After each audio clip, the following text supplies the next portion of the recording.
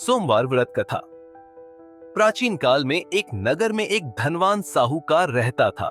वह भगवान शिव का परम भक्त था और प्रतिदिन श्रद्धा से पूजा करता था।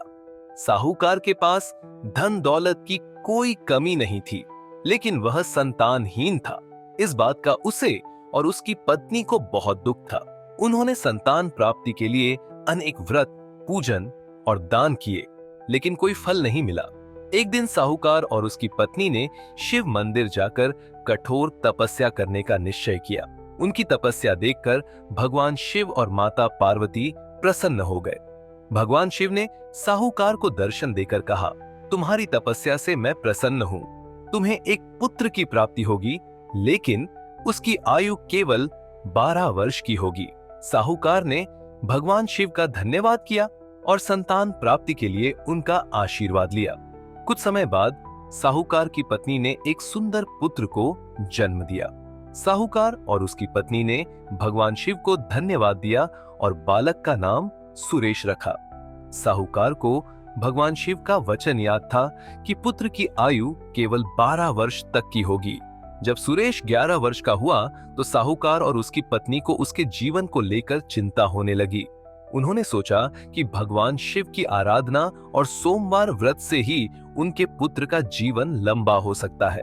साहूकार ने अपने पुत्र सुरेश को काशी में विद्या प्राप्त करने के लिए भेजने का निश्चय किया।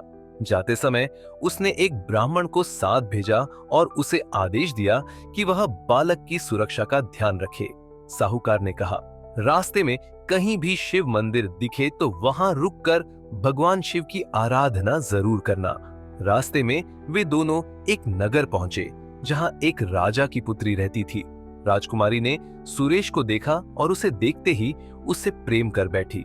उसने अपने पिता से कहा कि वह उसी से विवाह करेगी। राजा ने ब्राह्मण से इस बारे में पूछा।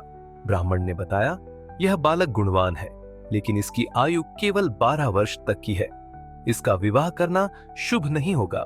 परंतु राजकुमारी ने जिद पकड़ ली और कहा, मैं किसी और से विवाह नहीं करूंगी, भले ही वह अल्पायु क्यों न हो। राजा ने विवाह के लिए अनुमति दे दी। सुरेश और राजकुमारी का विवाह बड़े धूमधाम से हुआ। विवाह के बाद सुरेश और उसकी पत्नी शिव भक्ति में लीन हो गए। जब सुरेश का 12वां जन्मदिन आया तो उसकी आयु समाप्त होने का समय आ गया। यमराज ने उसे लेने के लिए अपने दूत भेजे, लेकिन सुरेश और उसकी पत्नी भगवान शिव की आराधना में लगे हुए थे। उनकी भक्ति से यमदूत सुरेश के पास आने में असमर्थ रहे। भगवान शिव ने प्रसन्न होकर सुरेश को वरदान दिया, तुम्हारी आयु बढ़ा दी गई है, अब तुम लंबा और सुखी जीवन जियोगे। तुम्हारे व्रत और श्रद्धा से मैं प्रसन्न हूं। सुरेश का जीवन बच गया और वह अपनी पत्नी के साथ सुखी जीवन जीने लगा। उसने हमेशा भगवान शिव की पूजा और सोमवार व्रत करना जारी रखा। उसके वंश में भी यह परंपरा बनी रही। कथा का महत्व। इस कथा से यह शिक्षा मिलती है कि भगवान शिव की सच्चे मन से आराधना करने और सोमवार व्रत करने से सभी बाधाएं दूर होती हैं।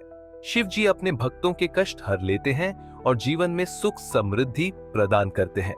सोमवार व्रत की विधि। प्रातः स्नान करके स्वच्छ कपड़े पहने, शिवलिंग के समक्ष बैठकर व्रत का संकल्प लें।